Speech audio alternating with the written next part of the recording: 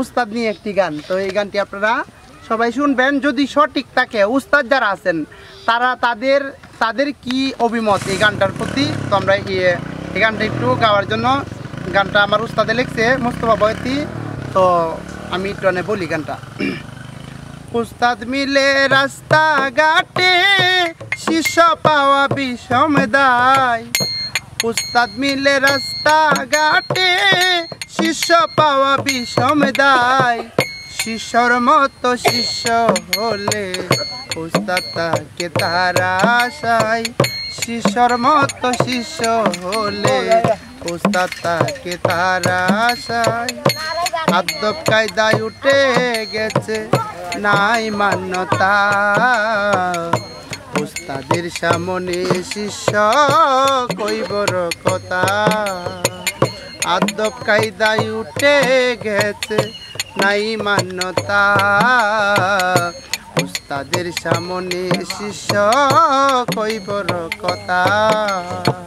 শুনে উস্তাদ নোয়াই মাতা কষ্ট পেয়ে অন্তরায়, শুনে উস্তাদ নোয়াই মাতা কষ্ট পেয়ে অন্তরায়, শিষ্যর মতো শিষ্য হলে উস্তাদ তাকে তারা আশায়। উস্তাদের চরণে যেজন সঁপে দিয়াছে, চিরতরে তাহার জবান বন্ধ হইয়াছে। উস্তাদের চরণে যেজন ছবি দিয়াছে, চিরতরে তাহার জবান বন্ধ হইয়াছে।